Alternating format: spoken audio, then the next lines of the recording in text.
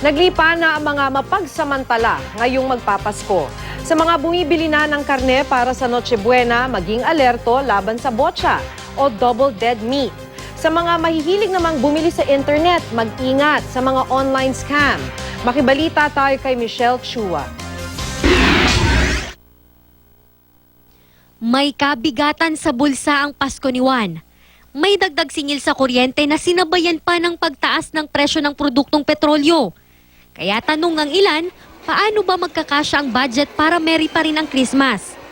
May mga empleyadong para-paraan na sa pag-budget ng kanilang Christmas bonus. Tipid-tipid din. Divisoria tayo.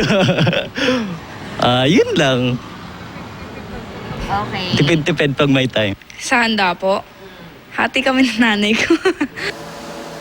Bukod sa pag-budget ngayong Pasko, maigi ring maging wais sa pagbili ng iba't ibang produkto, lalo na sa nauusong online shopping. Hangga't maaari, wag po magbibigay ng personal information na hindi talaga kailangan, especially on the walls, on the public areas of the internet. If it's a meetup, it has to be in a place that is really public and populated, di ba? And you should have a companion.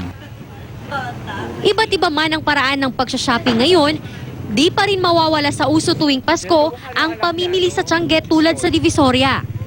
Di pa nagpapatupad ng taas presyo ang mga nagtitinda doon.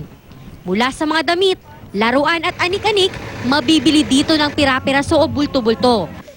Mura rin ang Christmas item sa Baklaran. Merong mga damit man na pambata o matanda, sapatos pati gadget at accessories.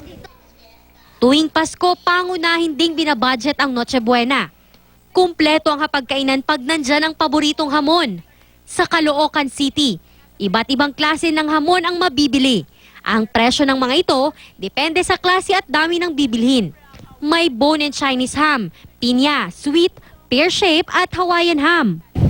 Sa Davao City, wala pa ring paggalaw sa presyo ng mga pang Noche Buena tulad ng hamon, queso de bola at pasta.